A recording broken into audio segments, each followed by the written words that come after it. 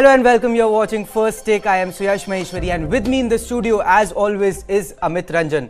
Now we have got an action-packed half an hour ahead with lots to cover. But before we do that, let's take a look at how equity markets around the world are doing.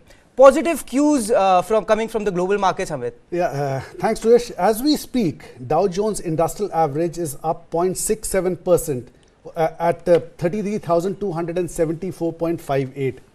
Nasdaq Composite is up 1.64% at 13,061.47 range. Standard & Poor 1.05% up at 4,237.86. The European markets, when we look at the Stock 600, is up 0.67% at 436.57. Now let's come to the Asian markets. The Hang Seng is also up 1.21% strong there at 17,307, and the Nikkei is up 1.15% at 31,964.56. So pretty strong across the world right now. Right, and I mean I'm looking at the global cues as well, Amit. The big event that was yesterday was a US Federal Reserve policy decision. The Fed has decided to maintain rates. Even the commentary coming out, it seems for now that the interest rates have topped out, and as a result we are seeing a good bit of an impact coming across the board for equity markets. As you can see on your screen, S&P 500 is up about 1%. Closed about 1% higher. Nasdaq closed 1.6% higher. Stocks was up more than 0.5%, and Asian markets also doing pretty well this morning. Now I'm also looking at the three key factors that we have been tracking. The Brent crude prices, the oil prices, they have receded by about 3% since last night, and they are currently hovering in the range of about $85 or so. The US 10-year bonds, Amit, they have eased. They were hovering around the 4.9% mark. They have eased by 20 basis points after the decision came out, and they are now at 4.7 sort of levels, which we have not seen in the past 1 month or so. And because of this, we have seen a good bit of an impact coming in the Indian markets as well, where we saw a gap up opening for Nifty and Sensex. Now, Nifty opened at 19,120 mark, around 130, 140 points above yesterday's closing. And as you can see on your screen, as of 9:30 a.m. this morning, we have built onto those gains. Nifty 50 is up 0.89% above the 19,150 mark. So we are also above the Monday's close, which was about 19,140 levels. Sensex, on the other hand, is also up about 0.87% above the 64,000 mark. The broader markets, Amit, also are looking very buoyant. Both mid-cap and the small-cap 100 are trading with good gains over 1%. Nifty mid-cap 100 is up about 1.28% or so, sitting at 39,000 sort of levels, whereas the Nifty small-cap index is up about 1.16%, closing in on that 13,000 mark. Now, India VIX, which is a volatility index, has slipped by 5% this morning, and as of 9:30 a.m. it is sitting at 11.4 sort of levels. So all in all, it augurs well for the bulls, and I think we have a first guest on board, Mr. Ravi Singh, founder of DRS Fininvest. Hi sir, welcome to the show. Now I want to begin by asking, hello. Now I want to begin by asking, Nifty yesterday had retraced at 61.8% of the bounce that we saw on Friday and Monday. The overall sentiment as of yesterday was looking bearish, but today we saw market open gap up, a good bit of bounce back. There is overall exuberance across the globe. So given the fact that global setup, at least for now, looks constructive, what are the levels that you will be tracking for Nifty? See, there is a very important that it was already mentioned in the last meeting that in view of evaluate inflation, and Fed may consider increase the interest rate in December meeting. As expected, Fed kept the interest rate unchanged this time. So, however, Fed raised concern over high inflation, which is still above the Fed's 2% target level. So after the meeting, definitely Nifty is opened in a positive note, and now the important levels is that 19,000 is a strong support going ahead, because the Y data is also suggesting major accumulation is occurring on put side at 19,000, 19,100 strike, and call side is 19,300 to 19,400 strike.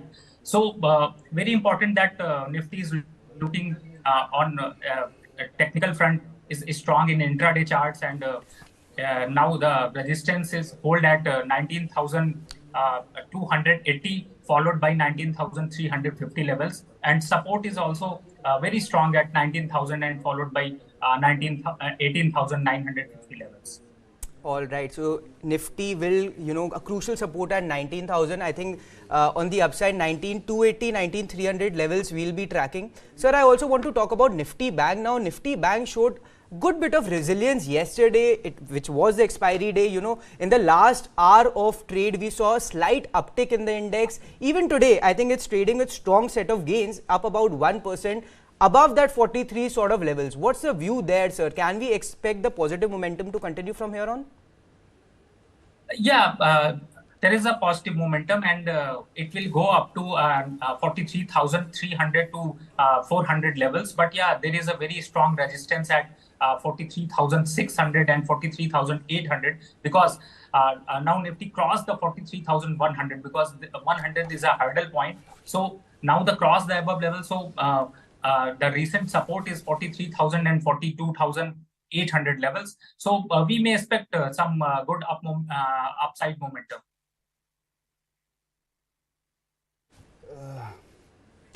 Good morning, Mr. Singh. This is Amit Ranjan here. I wanted to ask you about Hero Moto, which posted very good results, beating street expectations on all fronts. Now, but I'm looking at the stock this morning. It's hovering 0.4% down at around 3,080 levels. Overall, it has underperformed both other two-wheeler makers, whether it is Bajaj or it is TVS. What are your views on Hero Moto? See, recent days we have seen very clearly whenever the result is posted in any company, so we can see some profit booking at higher levels. Now the Hero MotoCorp at a strong resistance at 3275. Now it's trading at around 3,075. So this is the attraction level, because the 200 DMA is about to 2,800. So if consolidation is going on, then we may see the uptrend, because now the sentiment are changed, and most of the stocks are in profit booking zone. So we have seen some profit booking, but now Hero MotoCorp is very strong, and we can take buy position at current level about to 3,050 to 3,073 levels. Put the stop loss of 2990 levels, and for the target of 3280. So in chart formation, very strong in Hero MotoCorp. Mr. Singh, Sun Pharma was another stock that came out with the company that came out with its September quarter results yesterday. Across the board, a good set of numbers coming out. I think it was ahead of street's expectations. But overall, the stock has been an underperformer. I think I was looking at multiple time charts across 1 month, 6 months, 1 year. It has underperformed, Nifty Pharma.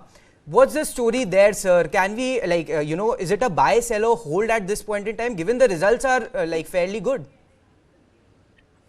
See, if you compare with the Nifty, then Sun Pharma and overall pharma industry, they have a negative correlation with the Nifty. That's why once we see the profit booking in Nifty, then all the pharma stocks are performing well. If you talk about the fundamental, then definitely Cipla and Sun Pharma and Dr. Reddy's earnings is good. So I'm expecting from the current level that 200 DMA is about to 1050 levels. Now it's trading at 1112. So the long-term investor may take a buy position from the current level, because once it crosses above the 1180, so we can see next target of 1250. So in daily chart is very strong uptrend, and most of the moving averages are supporting now. So we can take a buy position from the current levels for the long-term prospects, at least 90 to 120 days for the target of 1250. All right.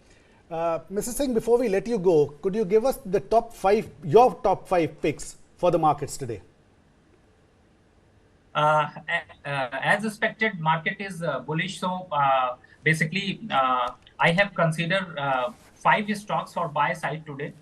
So first stock is And my point is that consider that maybe the short-term or intraday trader, they want these type of stocks, but these stocks have the quality to hold for the long-term investment. So first stocks is the IOC. IOC is in current level is we can take a buy position around the 92 or 93 for the target of 110 and stop loss of 86. For the rationale is looking strong in daily and weekly chart formation, suggesting the strong up ahead, and maybe we face a resistance near 110, but there is a very strong support on daily chart at 86. So the long-term moving averages trading above the stocks, and the momentum indicator like RSI, MACD, Williams are in buy zone. So in this scenario, we may take a buy position in this stock. And second stocks is the DLF. The stock has moved up above the 5200 DMA, and now swing is very high. So daily chart suggests raising the bull bit. So stock may move higher over short-term, long-term, sustainable the 570 level. So we can take buy position at current level for the target of 595. Put the stop loss at 560 levels. And third stock is JK Tire. So overall fundamental structure is strong, and the stock is found to support around previous swing low on the daily chart before moving the up higher. On weekly time frame is significant. You can say that lower indicate buying around the lower levels. So the RSI is also positive divergence and positive momentum in short term. So we can take a buy position at current level for the target of 325 and put the stop loss of 298. And the fourth one is a BHEL. As you know that we have seen some upside momentum recent days, and also we have seen profit booking around the 130 to 35 level. Now the chart structure is very strong, and the level is hold 105 to 112 level. So making higher high and higher low on weekly chart. The historical price action on these stocks is reflecting meaningful attraction for the market participant. So we can take a buy position on BHEL at 120 levels for the target of 130, and stop loss would be the 115 levels. And next bid is a federal bank. So overall banking sector structure is now looking positive, and parabolic SR is now supporting, and most of the indicator like RSI, MACD are supporting. So federal bank currently is 140 or 141. We can take a buy position for short period or long period for the target of 155 with the stop loss of 136. So these are the 5 stocks you can add in your portfolio and see the earning. That's Ravi Singh for you. Thank you, sir. Thank you for joining us on First Stick this morning. Pleasure talking to you. Thank you. All right, let's move on, Amit. Earnings season is on, and a lot of big companies are, going to come out with their Q2 report card today, but none bigger than Tata Motors. What's the street expecting there? You nailed it. None bigger than Tata Motors. They are the leading electric vehicle manufacturer of India. Is expected to post a net profit of 3,215 crores as against a loss of 898 crores the same quarter last year. Now, this is on the back of softening commodity costs, the Jaguar Land Rover volume ramp up, and operating leverages. During the same quarter last year, if you remember, the company faced multiple challenges arising out of COVID-related restrictions in China. In India, it was less. The prime markets and the premium JLR range. Net profits, like I told you, 3,215 crores. Revenues are expected to go up 28% to 1,155 crores, up from 79,611 crores around approximately last year same quarter. EBITDA margins are expected to go up 650 basis points to 14.3%, up from 7.8% last year. Talking about the JLR business, is concerned, the volumes are concerned, this I'll exclude the Chery Jaguar Land Rover, which is the Chinese joint venture, is expected to grow 29% year on year and 4% sequentially. Analysts expect that the Rolls-Royce Sport and Defender combined is expected to remain, the margins are expected to remain steady at 64%, almost. So sales are going to be, expected to have jumped 7%. Tata Motors on Wednesday reported 5.89% rise in total sales to 82,954 units in October 23 itself. So this has gone up. So basically Tata Motors on the back of Jaguar Land Rover sales is looking good. Sales are looking good for Tata Motors. Even for Q3, I think, good set of numbers coming in for October. And I'm also looking at the stock this morning, Amit. It's trading about 0.5% higher. And, if we compare Tata Motors to the peers, it has been a clear outperformer across, multiple time charts. Let me get that for you. Tata Motors in the last 1 month, where auto stocks have seen significant correction, is up about 1%, whereas Mahindra & Mahindra is down 5.3% and Maruti Suzuki is also down about 1.5%. On a 6-month chart, Tata Motors has delivered returns of about 32%, whereas Mahindra & Mahindra is up only 7.5% and Maruti is up about 11% or so. On a 1-year basis, Tata Motors has given returns of about 50% or so, whereas Mahindra and Maruti have given returns of about 8 to 10%. And this after, I'll repeat myself, they have incurred losses in their Chinese joint venture, the Chery Jaguar Land Rover. So despite that, these profits are coming in. Wow. These numbers are coming in. Right. Let's also look at how the market is doing, because, we opened gap up. Is the market still holding on to the gains? As you can see on your screen, at 10 a.m. this morning, Nifty is still hovering above that 19,100 mark. Although we have corrected slightly about 10-15 points or so, but still holding on strongly to that gains that we saw in opening. Sensex on the other hand is up about 0.8%, holding on to that 64,100 sort of levels. Mid cap and the small cap indices both are where they were in the open, up about 1.2 to 1.3%. Volatility has also slipped slightly, and it's currently down about 4.8% at 11.47%. But Amit, we also have a very special guest joining us this morning, Mr. Ambrish Baliga, who's an independent market expert. Sir, good morning. Welcome to First Six, sir. Good morning. So now, last time you were here when Nifty was trading at around, I think, 19,800 or so, you made a big prediction that the market could correct, 5 to 6% and Nifty could perhaps see 18,500. Now, we are not quite there yet, but the market has in fact taken a beating and we also slipped below the 19,000 mark. Is your view of the overall bearish sentiment to prevail still intact, or have things changed given the the positive setup that we have taken from the global markets since yesterday? No, I think my view still remains the same. The sort of bounce backs which you see because of some good macro numbers, because of the global setup, I think it's very short term. And this market has actually turned into, from a buy on dips market to a sell on a rally market. So I don't see this market going up much further from here, maybe either possibly 50 to 100 points more on the Nifty, and then you'll again start seeing selling coming in. So my view remains the same, that we could see levels of 18,500 levels or possibly below. In fact, I would start buying in this range of 18,000 to 18,500 levels. Wow, so 18,000 to 18,500. We do not expect a major cut from here on? 80,500 is still going to be a major support for Nifty going forward? Absolutely. In fact, I don't see the markets going much below that unless, of course, something really goes wrong on the Israel-Hamas war front.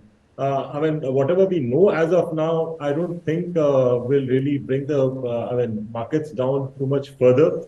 As of now, like I said, 18,500 is the sort of level where the market turns decently, well positioned for a buy. But then you can't really pinpoint a figure. So that's the reason I'm giving you a range of 18,000 to 18,500. All right, sir. Now, US Federal Reserve, as the market expected, has maintained its policy rates, at 5.25 to 5.5%. And even the commentary suggested that rate hikes, at least for now, are done. But given that inflation is still significantly above that 2% target of Federal Reserve, do you think that, Fed needs to do a little bit more tweaking, or is it time to, wait and ride out the current momentum? No, I think they've kept that room for a rate hike, going ahead based on how the inflation moves. So I don't think we can say that it's done and there'll be no further rate hikes. I think that room is still there. But the way things have happened, clearly the markets have taken it positively. And again, at the same time, if you look at some of the macro numbers which have come for India, like, for example, the GST figures which have come, which has been decent. But then at the same time, we should also remember that the PMI numbers which came recently, I think yesterday, which came, manufacturing PMI numbers, they were slightly lower than expected. I think it's the lowest since February. So you can say on one side there is positive news based on which the markets have seen this bounce back. But then whatever red flags were there earlier, and the red flags even coming now, I think will clearly keep that cap on the market, at least for the time being. Good morning, sir.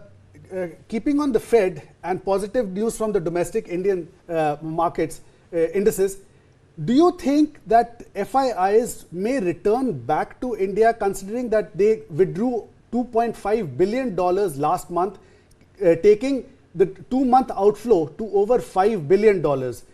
Considering that the rates may have topped out or near there, do you think that FIIs may come back now or may start to come back now? No, because I don't see the FIIs coming back in a hurry. At least till the end of December. Because we should remember that normally by the first week of December, they cool off and then they are on vacation. So I think the earliest the FIs can come back is January. So, the way I see is till then, at least for the month of November, we could still see further selling coming in from FIs, because I don't think the valuations are still very decent or very attractive for them to come back in droves. Although there could be some buying in between, which you've seen in the past also. But overall, if you see for the month of November, I think it'll still be sell from FIIs. And as usual, you'll have the DIIs continue to buy because they are, flush with liquidity. Now, sir, the IT pack is doing fairly well this morning. I'm assuming it's on the back of this higher for longer narrative being put on hold for now, at least by the US Federal Reserve, up about 0.84% on the, all the stocks, all the major stocks are also doing fairly well this morning. What's your overall outlook there, sir? Is, in your opinion, demand finally going to start trickling in if the rates do not go higher from here on? No, if you're talking of the IT pack, I don't see the demand really coming back in a big way, at least for the next 2 to 3 quarters. And from the management commentary, especially of the larger companies, we have clearly seen that there is a decent amount of caution from the management side.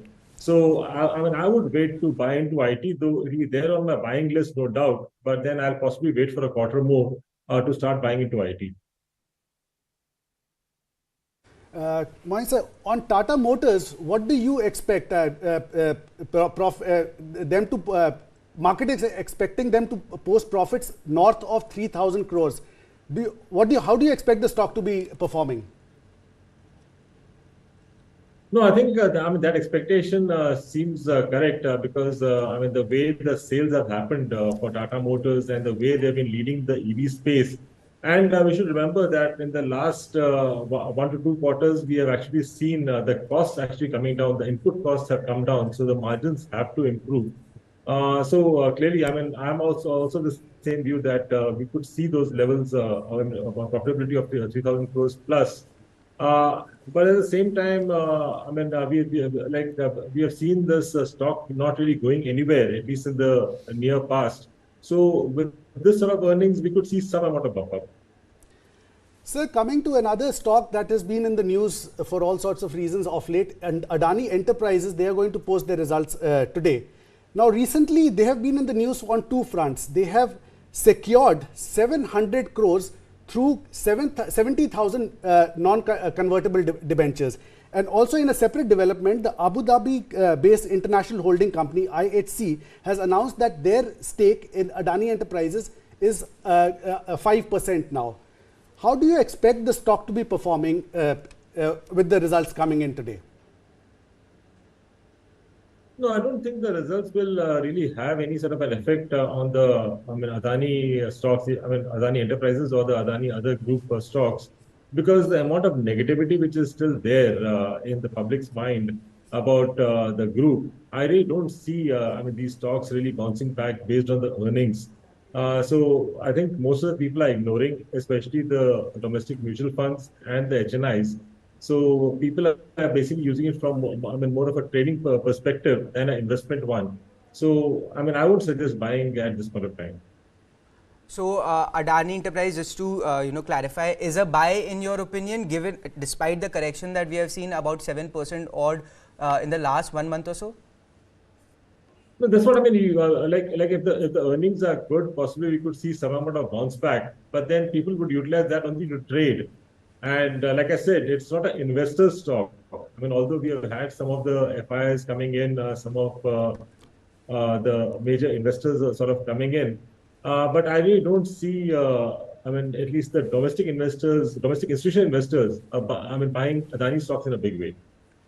Now, Mr. Balega, keeping it with the earnings season, I think we are in the third week. We are ending the third week of Q2 earnings.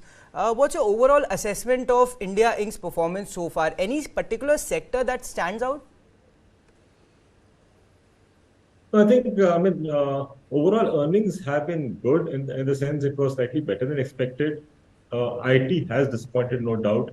But at the same time, we have seen some of the specialty chemical companies continuing to perform slightly below expectation. So we have seen like a further correction in those stocks.